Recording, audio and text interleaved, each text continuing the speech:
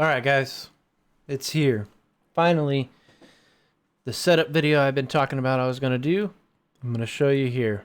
First I want to kind of go into the things that I know and the things that I've come to finally understand over the past year or so over these sprint car setups.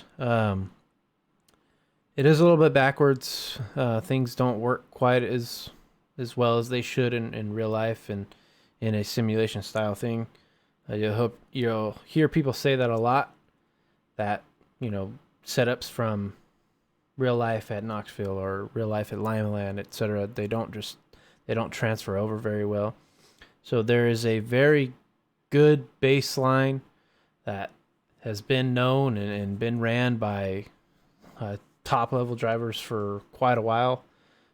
Probably ever since dirt came out, honestly. It hasn't changed very much.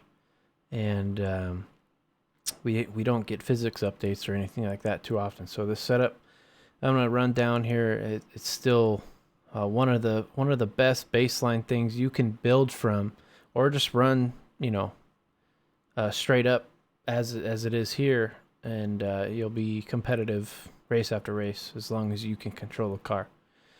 First things first, tire pressures max. Why? I don't know. The default is always 11 on the left front, and all that really does is just change your corner weights and your cross weight. Just barely. I mean, it's not very much at all. You see 437 and 433 here. You put it to 12, and it's 436 and 435. So, what is that? One pound, if that. Sometimes it doesn't even change, it looks like. All right, so yeah. Anyhow, Stagger, front stagger. To me, front stagger feels a little bit weird. It's almost if you go to 0, the car will rotate better on entry and through the middle for you better. Meaning it'll be a little bit looser. With one stagger, it doesn't. It feels a little bit tighter, I guess, if that makes sense. And I mean, I guess that kind of makes sense, because you do get more corner weight on this right rear, so maybe for whatever reason that makes it turn a little better on entry and in the center. But as far as changing it, I don't really change it ever. I experimented with this so much. I used to like it on 0, and I swore I'd never go back to 1, and now I just leave it on 1 because honestly I can't. It's so hard to tell the difference. So the best thing is just leaving it at 1. If you want, you can experiment with it at 0, but I would assume you're not going to feel very much different at all. Stagger, you can pretty much run between 11, maybe 11 and a half and 12 and a half stagger at all the tracks. I like to start out, especially like on the small tracks, say like Kokomo or Limeland or things like, Fairbury. I like to qualify and maybe run the heat race on 12 and a half. But that goes into changing corner weights and stuff here also in the chassis. So you just got to factor in keeping your setup as balanced as you can here if you're going to change stagger. So qualifying, if it's really, really fresh track, and let's say it's Limeland, I'm going to leave it on 12 and a half for sure. Knoxville, like I'm at here in the background, I'll probably put it on 12. I don't need that much stagger to turn it at Knoxville. Moving on, but I'll come back to this in a second after I show you some changes here. Everything from steering box ratio, pit mine arm length, and steering offset is all just standard. 9-to-1 ratio, 12-inch, and 0 degrees of offset. Big number here is cross weight. Nose weight you can't really change at all, and left side weight you don't really affect at all either. It's all in the cross weight based on what you do to the setup. You change the cross weight. You could see the left side weight changed a little bit, but not a ton. 0.1. I like to keep mine anywhere between 47 and maybe 47.6.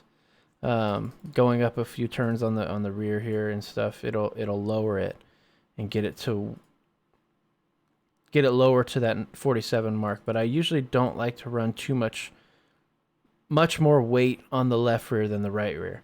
It gets a little bit too high of cross weight, and then you kind of setup kind of falls off late in the race, I feel like, and it doesn't feel as good to me.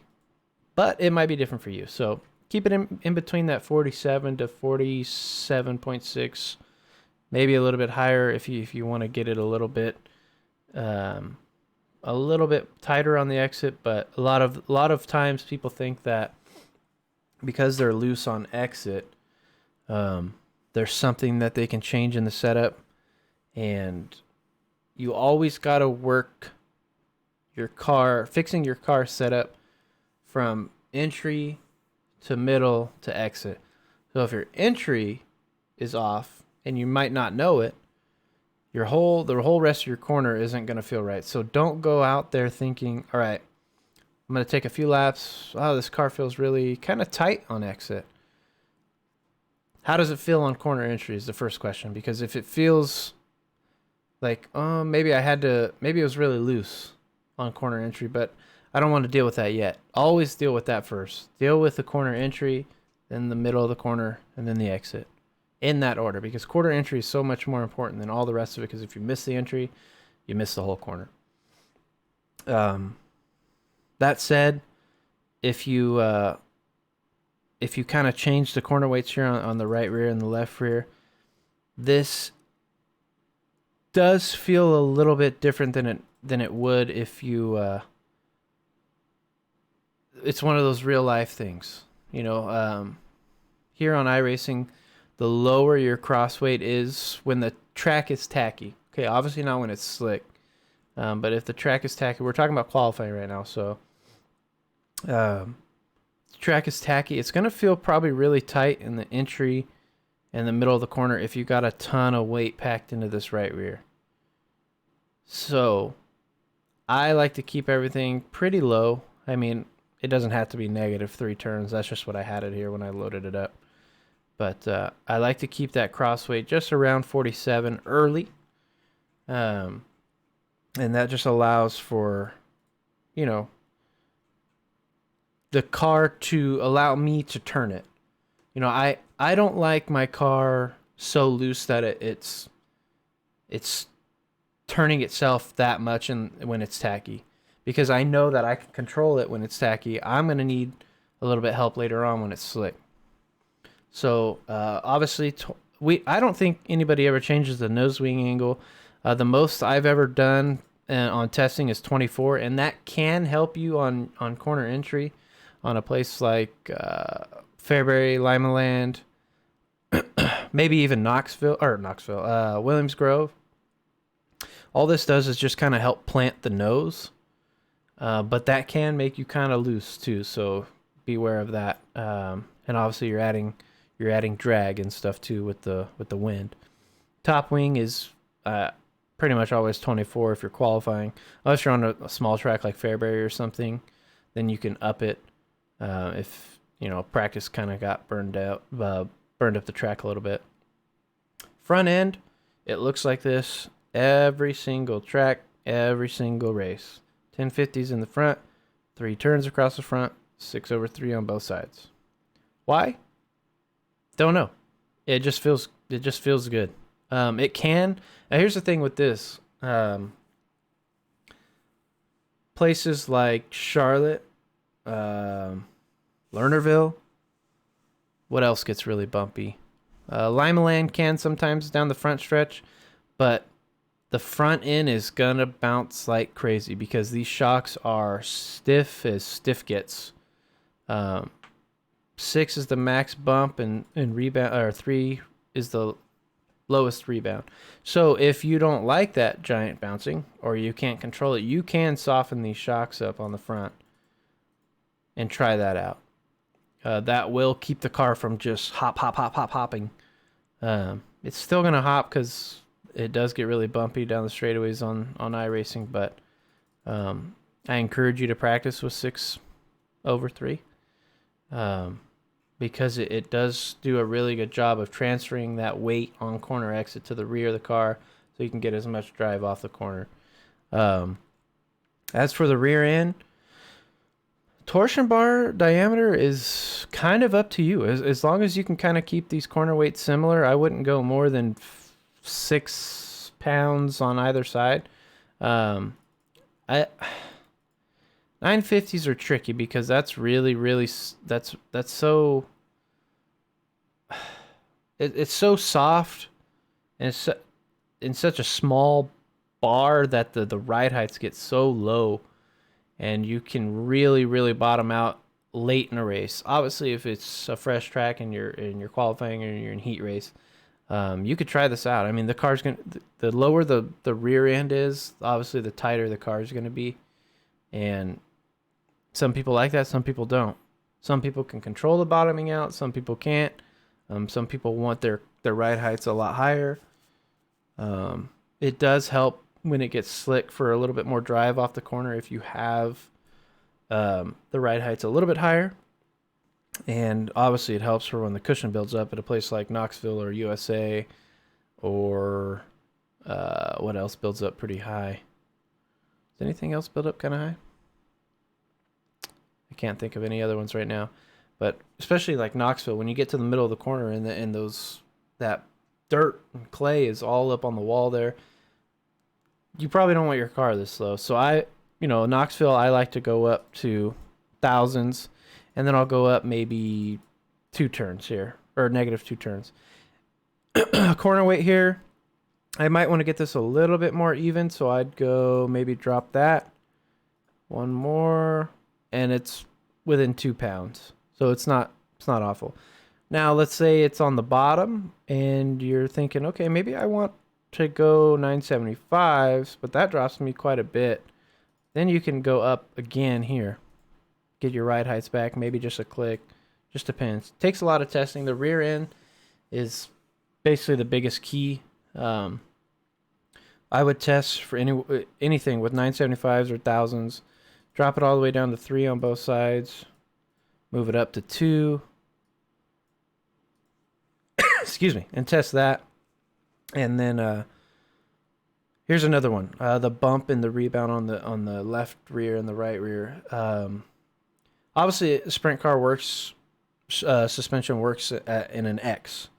The right front suspension controls how quickly weight gets to the left rear. The left rear suspension controls how quickly weight goes to the right rear to left front to right rear. If you feel like the car is winging over too hard on entry, you can add some bump, and it'll keep it from really slamming down. If you feel like the car is not transferring that weight from maybe just past middle of the corner onto the exit, you want to get a little bit more weight out to the right front to tighten up the car, you can take away rebound. Sorry, tickle my throat. Bump and rebound on the right rear, pretty much the same thing, except it's weight to the left front. Obviously we have 6/3 on the front here, so we're getting weight on the corner exit as quick as we can to the rear. On entry, basically the rear end, especially if you're out of the gas, is more for the slick. That's why I don't really adjust the shocks for the qualifying and heat racing. I really only adjust it for when it gets really slick, when you're off the gas and the car is rocking back and forth on entry. You get off the gas and the car goes a little bit forward. This is going to change how quickly that weight transfers to the front of the car to get you planted and get you through the corner. Say you're running the cushion at a big track like Knoxville, a little less bump will keep the car from really shooting off of the cushion. The only other thing that'll kind of hinder is, let's say you want to run the bottom. You don't really have that. Once you get into the corner, you don't really have that bump holding you up anymore to keep you kind of dug into the corner. If that makes sense. If you go too high on the rebound, that's when the car can really It will tighten it up on the entry, I will say that, but all that weight is staying back on the right rear on your exit, and uh it can't get over to the left side. So that's when you get that real swaying and slam. If you're in the gas in the slick and you shoot to the outside wall, you probably got too much rebound in the right rear. Um, Again, it's a fine line finding out what works for you and your driving style with the rear end. Okay. Packer and bump rubber, I always have it on 500 and 200, or 2 inches. That just keeps the car from bottoming out. That's how far in the shock can go on the left rear. So if you go to basically no shim, that allows the shock to compress all the way down and possibly bottom out. 2 inches, you kind of keep it from doing that. If it's really, really slick and you're going to run maybe the bottom or something, you can soften that up a bit and allow that shock to travel a little bit further, going down to 1.5. But I don't. The car will be a little bit tight off the throttle, more so than it would be on 1.5 here. But that's another one of those things that it's just, you kind of just set it and forget about it. Wheel spacing on both sides here. I'll be real honest with you guys. I don't even touch my wheel spacing. 13.5 and 17.5 the entire time. If you are wanting a little bit more rotation, obviously you can go out on the right rear. The left rear you can only do 1 inch, so it's 13.5 to 14.5. You don't have much room there, but the right rear you have a lot. You can go from 19 all the way down to 16. Yeah, 16. 17.5 is right in the middle there, and that's just what I leave it on. Don't know why. It just feels really good with this setup, keeping the weights even. Place like Fairbury or something where you really need to get the car rotated, you could probably go to 18, but again, that's stuff you could probably change here with the torsion bars. Wheel spacing is important. Obviously, I'm not trying to downplay how important it can be for your driving style. But as far as getting used to a baseline and getting you comfortable with something that you can figure out what's going wrong with your driving style, leaving stuff like this at one spot while you're running laps will tell you, okay, is it my wheel spacing the problem, or is it somewhere else, or is it just my driving? I just don't touch it. I found that 13.5 and 17.5 is what I like. I can run this setup all the way down on the left rear. I can run it like this on a big flat track like a Knoxville or something. If I'm running the bottom, I can run a setup just like this. Okay. Now, if I'm going to the top, I'm probably going to go thousands and maybe crank these up just a bit. Give myself a little bit more ride height so I'm not bottoming out. You add in the fuel, obviously it's going to change. You're going to get a lot lower, so you don't want to be slamming the rear end on that giant mound in the middle of the corners every single lap. Going back to the wing, I skipped over the top wing because I want to come back to it now. Don't be afraid to put wing angle, and don't be afraid to pull it back. Unless you're doing a 305 official and it's a fixed race, that's the only time you're going to leave your wing at 0, honestly. Qualifying and heat races, you can get away with leaving your wing at 0. Say you're doing a league or something, and it's not very slick at all yet. There's still plenty of moisture out there. You can leave this at 24 and 0. Add the heat race fuel, and be set. Okay, you can run exactly this for your heat race. I would probably I'd go down there, get these weights a little bit more evened out. There we go. Actually, for a heat race, I'd probably drop the 12 stagger just because of wherever I'm at. And there we go. So we're in that number I said earlier, 47.2. Go to wing. Let's look at a feature now. Let's say I'm at USA. Now, I know USA likes to run the top, so I'm going to go to 11.5. And I'm going to run thousands and keep the turns up a little bit. I'm going to also, if it's black slick, you can, don't be afraid to go to 30 wing. Okay, yeah, it's gonna slow you down in the straights a little bit, but you're gonna have so much more grip in the corners than the people around you who are trying to run 24 wing and keep it on zero, or 24 wing and only pulling it back to -5. Tracks like Fairbury, Limaland, Kokomo, it's okay to be on 30 wing the whole time, But a place like USA or a big track like Knoxville, people are like, oh, I won't go to 30 wing. You can absolutely go to 30 wing and still be fast. Okay, I do it all the time. um, say it's Eldora, big bank track, a lot of speed. It's okay to go to 30 wing. Now let's say you're in a league race, because officials don't get very, very slick like that.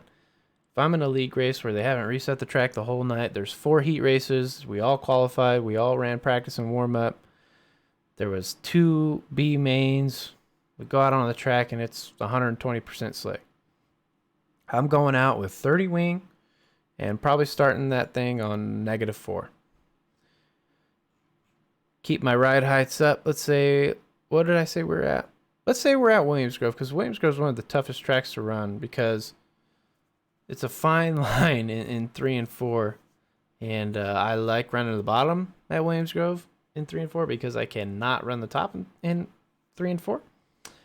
So let's say I'm on the bottom. Now, I know I'm not going to have to worry about a cushion or anything like that, so I'll probably leave this 975 and maybe go to, we'll go 11.5 stagger. We'll do 30 wing, 22 in the front, and -4 for the start. So I like these weights. Let me pull that down. 448 and 448. Yeah, not bad. So if I go out, Williams Grove likes like a 560 or 567 or something like that.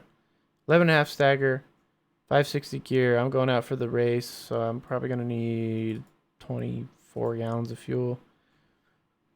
I could run this at Williams Grove. I would go out right now and run this at Williams Grove. Now, front toe in, I always just leave it as far negative as it'll go.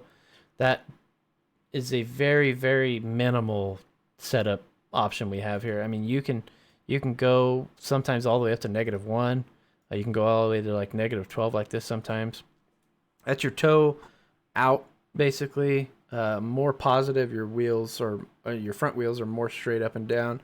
More front toe in is the top basically is tilting in, bottoms are tilting out to give you a little bit more stability. Does it actually affect anything? I have no idea.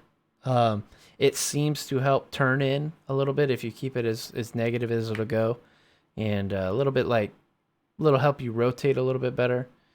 And that's about it, really. I mean, honestly, you guys can test this out. I've never found anything really different about it at all, except for maybe being a little bit tighter on entry with it more positive and a little bit looser on entry with it more negative. What else? That's really it. I'm at Williams Grove in the slick, so I could probably go 1.5 shim, but I know I wouldn't. I just know I wouldn't. It's not something that I would change last minute. I'm more focused on corner weights here and my ride height. That way I'm not bottoming out too much. I'm more focused on my bump and my rebound on these two. I don't really have to worry about bumps in the straightaways at Williams Grove, so I can lead the front end just like this, like I normally would anyway. And my wheel spacing. The car really does need to rotate in 3 and 4 on entry, otherwise you're gonna get tight and push up the track. So I would leave my wheel spacing at 17.5 just to make sure I have just enough in there to keep it turning, and then keep my wheel spacing on the left rear at 13.5. That way I know it's not gonna keep me from getting that car to turn in. What else? Driving tips with a setup like this. It's probably gonna be, when it's tacky, and there's a lot of moisture out there, you're really going to have to turn it into the corner. When it slick, not so much. You're going to want to point it to where you're going more so than really turning it into the corner. You're really going to want to point the car before you get to the corner of where you want it to be and slide to. And I can do a video about that maybe one of these days, but for now I just wanted to get the setup to you guys. Quick recap. Stagger between 11.5 and 12.5. More moisture, 12.5. Heat race, it's getting a little slick, go to 12. And then a feature, I'm leaving it on, I'm going down to 11.5. Unless it's like Limeland or something, I might stay 12. All this up here, I'm leaving. Qualifying, I'm probably going out on 24. Feature, if it's a league race and it hasn't reset at all, I'll go to 30. Official race, I might go 26 or 27. I think the official races this week are at... Where are the 360s at? I just looked it up. Gosh. I wish I knew. Hang on, let me see if I know. Official races this week are gonna be at Knoxville. That's why I came here. I forgot. So I wouldn't, for official races at Knoxville, I wouldn't go more than 26. I honestly might just leave it at 24 because this setup will stay tight enough for you with fuel in it and it won't snap loose. Don't be afraid to pull that wing back. There's plenty of league races I finished up with -8, -9, -10 wing. If it's that slick, then pull it back. If you're all over the place, tighten that thing up. But as far as like an official race like Knoxville or something like this, the official race isn't going to get that slick. I highly doubt it will. If it is after there's a consi or whatever and it's slick, you add some wing and then don't be afraid to start it on 4 or 5 and then pull back or push it forward as you need. Knoxville, I would leave the front end here for sure. And then on the rear, depends. If it's going to be around the top and it's going to be around the top or the bottom might come in, I would push these up to thousands if it was going to be around the top, I think, though. And I would leave the bump and the rebound here, 4.8 and 4.5, 5. 500 pounds, 2 inches of shim, 13.5, 17.5 wheel spacing. And then I think Knoxville's a 534 or 542, but I think it's a 534. And that's it. That's what I would do right there. If you guys have questions, don't be afraid to leave comments. I just wanted to push this out there because... if you can get your corner entry, like I said earlier, if you can get your corner entry set up, then you could start to work on one thing at a time to fix the middle of the corner or the exit of the corner. But fix your corner entry first. Don't blow it wide open through the slick and be loose as can be, spinning out and be like, oh, my car's loose. Your car's probably not loose. You're probably just hammered down in the slick. I think a lot of it is that. I think people are saying, man, I just want a setup. Like, I want a setup that's not going to spin out like this. Let's talk about throttle control first. I will do a video about a little bit driving and stuff like that when it's slick here in the future. Hopefully pretty soon if I can get one out. But this is it. This setup here, I mean, even if you want to go 1,000 bars and try -3 turns here, you should still have enough ride height. Try it out. Run some practice laps. Do whatever you got to do to see if you can run this setup. This has been the baseline setup bars for 2-3 years now. Everybody will fine tune with the shocks, but pretty much these are standard right here. This is a standard setup. Go out and practice right here with this 22 wing, 24 wing, 1050, 3, 6/3, thousands, -3, 3.9, 5.5, 5.2, 13.5, 17.5, and run some laps. See what happens. Keep the track a little bit tacky, obviously, because it's gonna be a little bit tight for you at first, and you're really gonna have to teach yourself to it's okay to turn the wheel on iRacing. I know a lot of people say the least amount of wheel input, the better, but not when there's moisture. I'll put it that way. When it's slick, yeah, for sure. The least amount of wheel input, the better. But don't be afraid to wheel that thing into the corner, especially at a tight track like a Williams Grove or something where you really got to turn the car in 3 and 4 to get it to stick and not miss the corner completely. Knoxville's a little bit more forgiving, and you can kind of get away with making a little bit of a mistake here and there. But again, I know guys run this, and I know they're winning with it. I run this. I've won my fair share with it. In league races, I've podium with it more than I win, if I'm being honest. It's been a minute since I've won one, but this is what I run everywhere. I don't make a whole lot of changes. It's just a simple baseline that I know works, and I hope it can do the same for you guys. And you can see that, maybe it's not set up, maybe it's driving, and if you need help working on your driving, don't be afraid to leave a comment, shoot me a message on Discord or something like that, and I'll work with you guys. It doesn't bother me to throw up practice lobbies and get a bunch of people in there and run practice laps when I'm free. So we can schedule something and get it done. But for now, take this setup out there in your Knoxville official races this week and see what you guys can do. Hope you get some wins, get on that podium, and let me know how it goes for sure. That's it for now. A little bit long-winded video again. I ramble and I repeat myself over and over like I always do in these videos. But go out and win some races this week, guys. Knoxville, nice big wide open track. Keep it clean and have some fun. Thanks for watching. You guys could find me live every Monday and Tuesday on Twitch, twitch.tv/shapes, SHAEPZ. Mondays and Tuesdays, Mondays DSRL, Tuesdays Sim 500. Actually, Wednesday's also coming up soon because DSRL is going to run a UMP modified series, and that should be really fun because I have no idea how to drive this. Other than that, don't forget to check out the School of Sim Racing Facebook. You can find links to Discord and things there. If you have questions, people are in that Discord all day long answering and responding to everybody. And we'll get you straightened out and we'll get you helped out for sure. Take care, guys. See you in the next one.